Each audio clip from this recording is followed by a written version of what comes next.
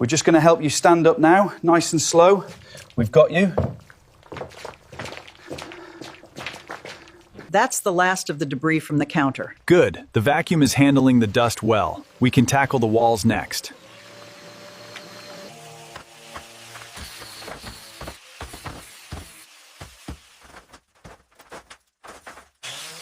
That looks solid. Good. Now we can start prepping the floor materials for the epoxy base.